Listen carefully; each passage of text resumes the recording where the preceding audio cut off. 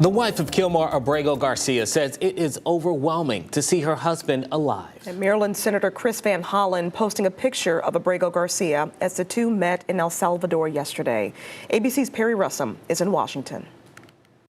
This is one of the first pictures of Kilmer Abrego Garcia since he was last seen head shaved and pushed down, led into that notorious prison in El Salvador. The most important thing for me, my children, his mom, his brother, his sibling, was to see him alive, and we saw him alive. His wife Jennifer on GMA this morning.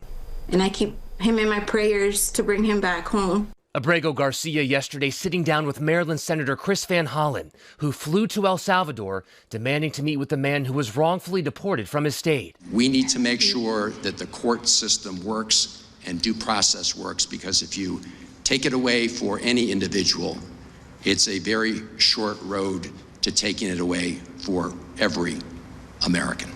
Abrego Garcia's break from behind bars short-lived. El Salvador's President Nayib Bukele later posting online, now that he's been confirmed healthy, he gets the honor of staying in El Salvador's custody. The Trump administration says they have no intention of bringing him back, despite the Supreme Court's ruling they must facilitate his release and calling his deportation illegal.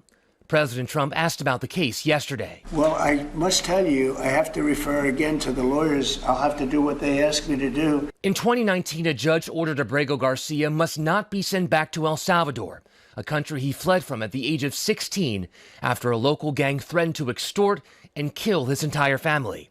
The White House accuses Abrego Garcia of being a violent gang member, even though he has no criminal convictions.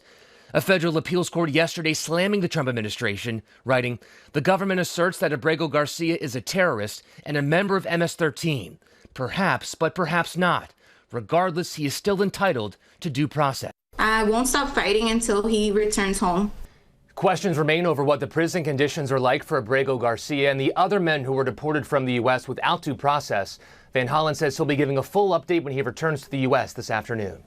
Perry Russum, ABC News, Washington.